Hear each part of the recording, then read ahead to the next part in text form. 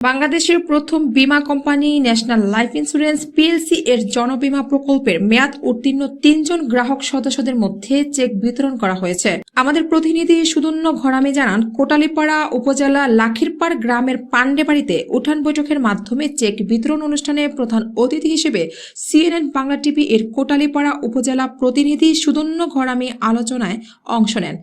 উঠান বৈঠকে সভাপতিত্ব করেন গোপালগঞ্জ জেলা ন্যাশনাল লাইফ ইন্স্যুরেন্স পিএলসি এর হিসাবরক্ষক মোহাম্মদ আলামিন শেখ।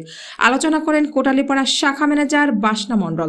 প্রাপ্ত চেক পার্বতী বিশ্বাস ৭৭,৬০৭, লক্ষ্মী মজুমদার ২৮,২৩৮, রীতা মজুমদার ৯,৬০০ টাকা পেয়েছেন।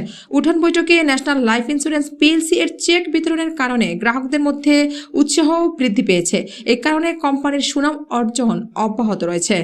মাধ্যমে আপনাদেরকে নিয়ে যারা বিমা করছে বা করেন নাই বা এটার ভালো কি মন্দ সব জিনিসই তো একটা ভালো মন্দ আছে। এই ভালো মন্দ নিয়েই কিন্তু মানুষ একটা পথ চলে।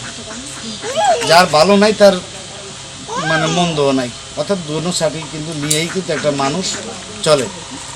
তো আজকে এই ন্যাশনাল লাইফ, যার জন্ম 23শে এপ্রিল 1985 সালের জন্ম, এই 23শে এপ্রিল তার 42 বছর শেষ করে 43 বছরে পদার্পণ করবে। বাংলাদেশের আজকে যার জন্ম না হইলে আরও 36টা প্রতিষ্ঠানের জন্ম হইতো না। এই জিনিসটা আপনারা মনে রাখবেন। এখন গ্রামগঞ্জে মিটিংয়ে গেলে আমরা বলি যে আমার প্রতিষ্ঠান ভালো, আমার অমুক ভালো।